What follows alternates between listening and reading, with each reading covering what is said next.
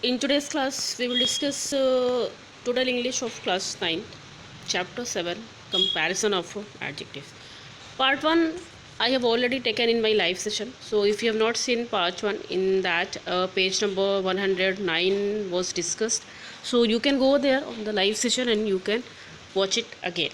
Here we will talk on part number 2. So, let us see that is given on page number 110, assignment, the next one. Okay.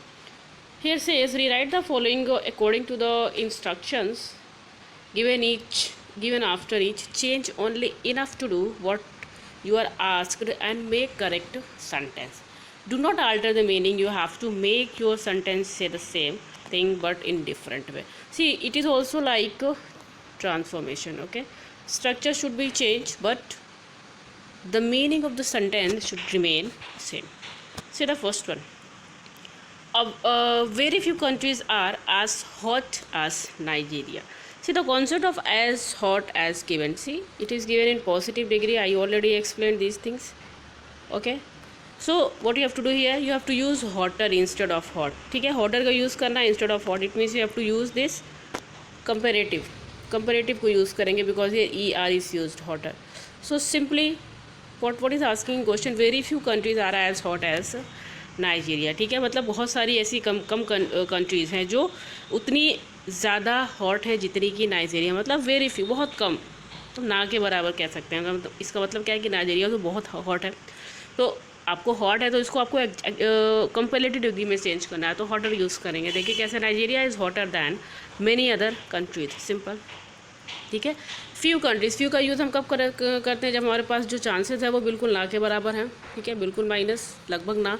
तो बहुत सारी ऐसी countries हैं जो बहुत कम क्या है, नाइजीरिया से बहुत कम हॉट है. मतलब नाइजीरिया जो है वो हॉटर कंट्री है. ठीक है. लाइक नंबर 2 देखेंगे.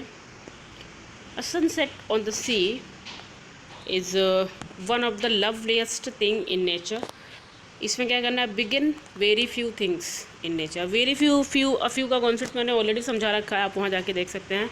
Sunset on sea is one of the loveliest thing in nature. ठीक है, सनसेट ऑन सी. देखिए सुपरलेटिव डिग्री की बात कर रहे हैं भाई. लवलीस्ट थिंग आपको वेरी फ्यू से चेंज करना है भाई. लवलीस्ट है तो जाहिर सी बात है सब में अच्छा है, तो वेरी फ्यू की बात करें तो क्या होगा, very few things in nature.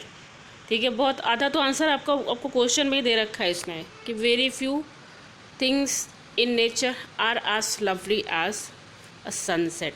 ठीक है, बहुत कम चीज़ें, बहुत कम जो थिंग्स हैं नेचर की वो इतनी ज़्यादा लवली हैं जितना कि सनसेट ऑन द सी. इसका मतलब है जो सनसेट ऑन द सी है ना, that is the loveliest thing of nature, है ना. तो मीनिंग आपका सेम है बट सेंटेंस जो है वो कहीं ना कहीं चेंज हो रहा है. ठीक है. तीसरा देखेंगे, I have never seen so big a diamond as this. And करना है किस चीज़ से, I have ever seen in the world.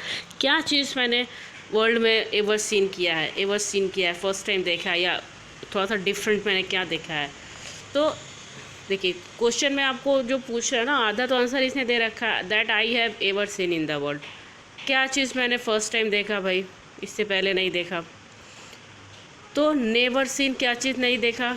आपको आपके आंसर में सारी चीज़ें दे रखी हैं, बस एक ही चीज़ लिखनी है, क्या, सो बिग डायमंड.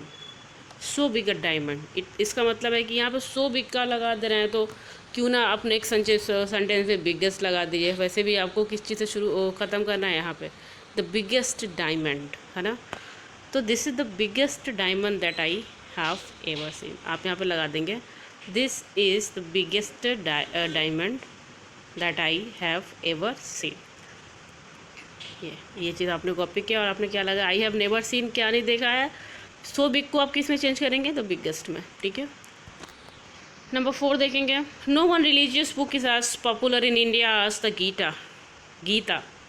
ठीक है, as the Gita. The most popular book को आपको यहाँ पर यूज़ करना है, गीता. देखिए क्या हो जाएगा, तो आप उसको सुपरलेटिव डिग्री में रख दीजिए भाई. मोस्ट को हम कब यूज़ करते हैं, सुपरलेटिव डिग्री में. तो the Gita is the most popular religious book in India. आपने मोस्ट पॉपुलर का यूज़ किया और यहाँ पे देखिए स्ट्रक्चर बस चेंज हुआ but the sentence meaning same है भाई. कोई भी ऐसी बुक जो है वो उतनी पॉपुलर नहीं है, रिलीजियस बुक कोई भी इतनी पॉपुलर नहीं है जितना कि गीता. ठीक है, आगे बढ़ते हैं. 5 में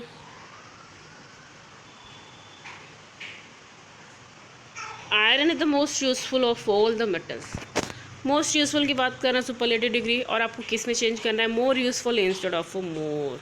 कंपैरेटिव डिग्री में चेंज करना है तो iron is more useful than all other metals, ठीक है, मोर यूजफुल देन, क्योंकि दैन का यूज़ करेंगे ऑल अदर मेटल, ठीक है, बाकी के मेटल्स में जो आयरन है ना उसका यूज़फुल ज़्यादा है, मोर है, ठीक है। देखते हैं, she is the cleverest people in the class. No other से शुरू करना है कि वो कैसी है, क्लेवरेस्ट पीपल है भाई क्लास की, तो सबसे ज़्यादा क्लेवरेस्ट कौन है, वो है। तो no other people in the class is as clever as she is.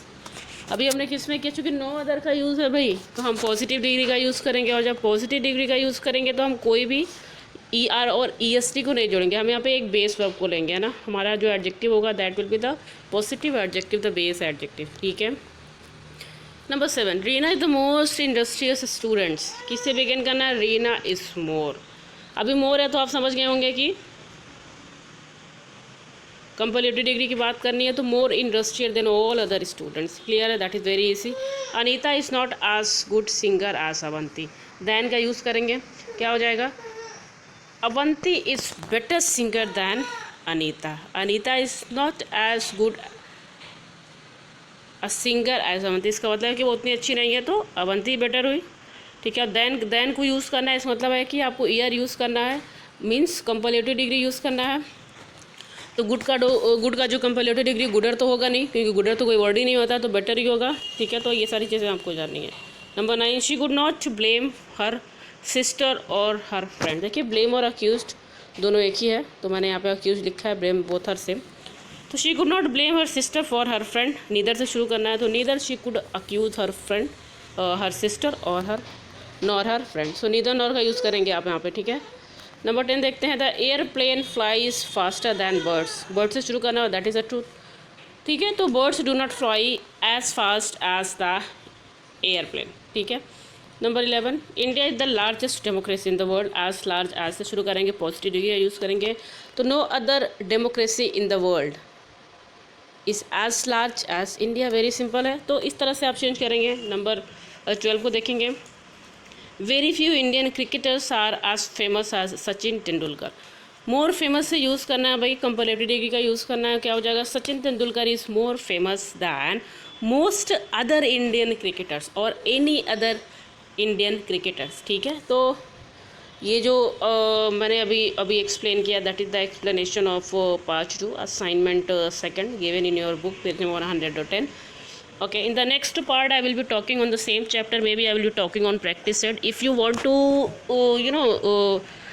if you have any problem, please ask me, comment me in the comment box. Okay, try to come on the live session and talk to me there.